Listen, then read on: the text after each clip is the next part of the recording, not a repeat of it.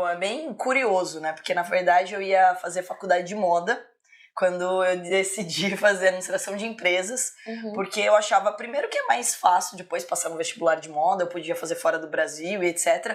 E eu achava essencial fazer administração de empresas para minha futura empresa de moda não ir à falência. Então essa foi a minha lógica, né? A minha mãe tem confecção infantil, a minha avó de adulto, e eu queria montar uma moda teen. E daí, no primeiro ano de faculdade, eu convenci também meu irmão a fazer faculdade de ADM. Ele ia fazer medicina, agronomia, qualquer outra coisa. Aí ele foi fazer administração de empresas e um professor dele de economia falou pra ele sobre bolsa de valores. E a gente é do interior, né, de São Paulo, de Porto Feliz, uma cidade de 50 mil habitantes, nunca tinha ouvido falar em bolsa. E daí ele foi fazer estágio nas férias. Ele enrolou pra caramba, né? Porque primeiro ano de faculdade, quer mais saber de festa. E daí ele foi fazer esse estágio, e daí a gente sempre foi muito unido. Desde pequeno, a gente já montou vários negócios juntos, já teve horta de alface, já vendeu geladinho, a gente sempre foi meio empreendedor, assim. E daí a gente pegou e ele viu isso, adorou, e falou, Carol, você tem que conhecer isso aqui também. Aí a primeira vez que eu vi os gráficos, e que eu vi que, putz, eu podia ganhar dinheiro, e quanto mais eu estudava, mais eu ganhava dinheiro, eu achei aquilo incrível. E daí eu comecei. A gente começou estagiando num escritório de agente autônomo. Aí, como todos bons alunos de ADM, a gente montou um business plan pro dono do escritório pra gente montar um sistema educacional, porque a gente não concordava com o modelo de escritório. Só que eu tinha 17 e meu irmão 19 anos. Em 2005, quando eu entrei na faculdade. Não tinha nada de internet, era tudo presencial. E era isso que incomodava muito a gente, porque nem era obrigatório ainda você ser um agente autônomo. Quando a gente entrou, que foi obrigado você tirar uma certificação para ser um agente autônomo. Até foi bem curioso, porque no escritório que a gente tava, meu irmão foi o primeiro a passar, e ele era o mais novinho. Então a galera que já tava operando, que já tava há muito tempo no mercado, né? Porque daí ele estudou do jeito certo e tudo mais. Mas era apostila e era chato, né? Então as pessoas tinham muito receio de bolsa, porque ninguém falava de uma forma simples. E a gente começou a falar. E, lógico, a gente apresentou isso pro dono do escritório, ele tinha 60 e poucos anos, o gerente do escritório 40 e poucos anos. Aí eles olharam pra nossa cara e falaram assim, tipo, claro que não. Não, vai aprender mais um pouquinho, depois vocês voltam. E daí a gente decidiu mudar pra Sorocaba, isso a gente tava em Campinas, né? A gente ia ido fazer faculdade lá. Aí a gente foi pra Sorocaba, montou um escritório de agente autônomo, começou a dar palestra, por isso que eu tô rouca até hoje.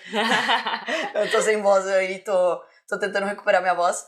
Mas a gente começou a dar palestra e ensinar as pessoas. Isso cresceu de uma forma absurda. A gente não tinha grana, né? Porque era estudante na época, então a gente tinha cliente.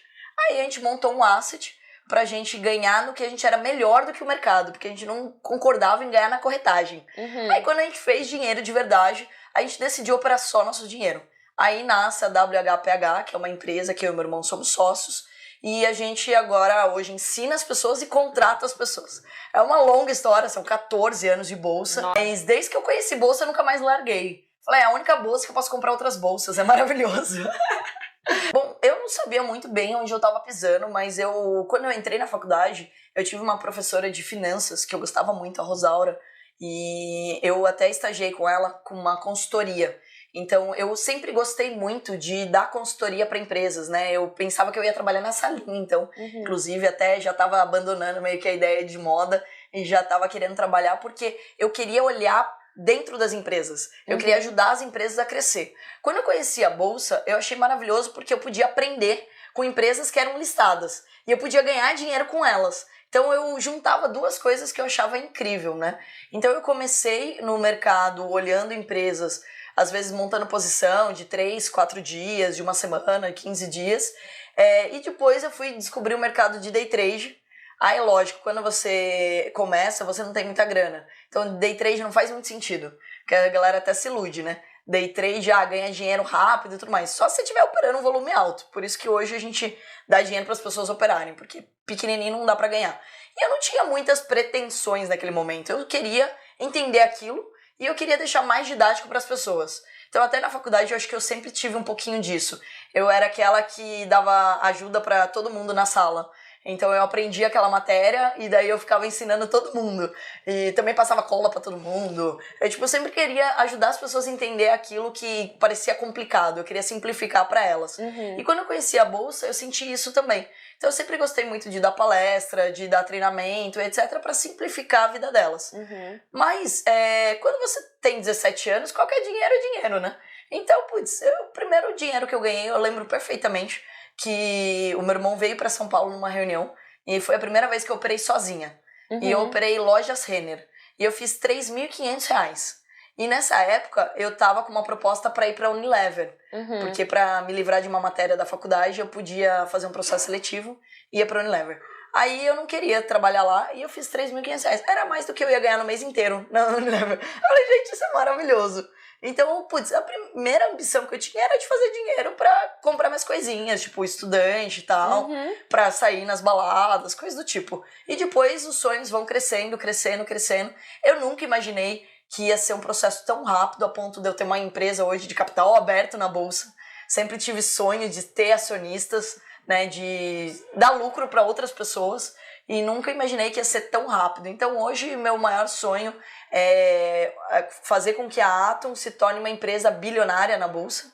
Mas eles foram mudando. Então é isso que eu acho que é mágico da bolsa. Ela te ensina muito e ela transforma a vida das pessoas. Porque ela permite que pessoas comuns façam dinheiro de qualquer lugar. Então isso é mágico para mim.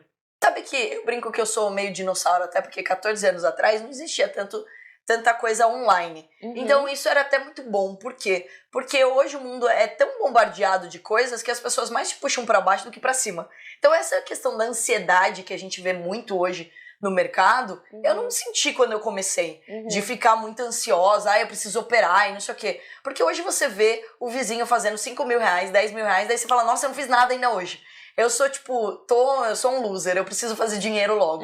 Então eu não sofri muito com ansiedade, porque naquele momento eu tava mais preocupada em aprender e não tinha essa questão das pessoas postarem, não tinha Instagram e tudo mais, e isso era bom. A comparação era meu irmão do meu lado, eu tive uma sorte muito grande, que eu tive mentores bem mais velhos do que eu, então pessoas muito mais sensatas, porque você pega uma pessoa de 40, 50, 60 anos, ela não tem essa euforia, e quem já tá no mercado há muitos anos, o cara não vai pegar e ficar falando, olha, você não tá operando, e não sei o quê, nanana. Isso é da nossa geração, né? Essa ansiedade enlouquecida tudo pra ficar ontem. Milionário da noite pro dia, né? Uma vez eu vi uma palestra de um cara e ele falando, não, com 20 anos eu tava desesperado porque eu não tinha feito meu primeiro milhão. Eu falei, cara, calma. Então as pessoas estão muito nervosas em relação a isso. Então a ansiedade não foi um problema pra mim. Eu tive sempre muito bom senso, porque eu tinha o meu irmão do lado, que é mais velho, e a gente sempre operou junto. Então, como o dinheiro sempre foi de nós dois, a gente sempre foi sócio em tudo, foi pra mim maravilhoso. Por quê? Porque eu não fiz cacas gigantes, igual eu vejo que muita gente apanha no mercado hoje. De quebrar, de passar calor e tudo mais. Por quê? Porque dever satisfação pra alguém é maravilhoso. Se alguém está vendo o que você está fazendo e você tem medo do julgamento dessa pessoa, você tem medo do que essa pessoa pode falar, você vai fazer direito. Então, se o combinado é um stop de 1.000, você não pode perder mais do que isso. E eu acho, e depois foi comprovado por estudo, que mulher é mais disciplinada, tá? Porque, principalmente na bolsa. Não porque mulher seja disciplinada, porque eu brinco, senão a gente não vivia de dieta, mas é porque a mulher, ela tende, quando ela não sabe determinado assunto, ela pergunta, ela segue a risca e tudo mais. Então, eu tinha receio, eu tinha medo, eu não conhecia sobre aquilo, então tudo que falava pra mim eu seguia a risca.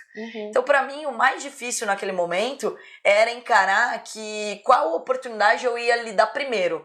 Então, das 400 empresas que tinham, qual que eu ia escolher? E daí eu fui aprendendo os macetes. Olha, através do gráfico você vai ver, sei lá, se o mercado tem uma chance de começar a subir, né? Se a bolsa tem uma chance de começar a reagir positivamente. Vai escolher as empresas que estão mais baratas. Então, as empresas que caíram mais. Se o mercado pode ter uma realização porque bateu recorde. Vou escolher as empresas que subiram mais. Então, eu comecei a olhar com mais... Eu sempre gostei muito da análise fundamentalista. Mas a análise fundamentalista, no Brasil, ela demora muito para dar certo. Principalmente porque no meio do caminho vai mudar o governo, vai mudar a política, vai mudar tudo. A empresa pode ser linda, maravilhosa, super lucrativa. A análise fundamentalista no Brasil, por si só, é muito difícil dela dar resultado para alguém. E no curto prazo, quando a gente fala de curto prazo no Brasil, pode ser 5, 10 anos, viu? Porque nesse cenário, por exemplo, nos últimos 10 anos, a gente tinha tudo para algumas empresas decolarem e não aconteceu.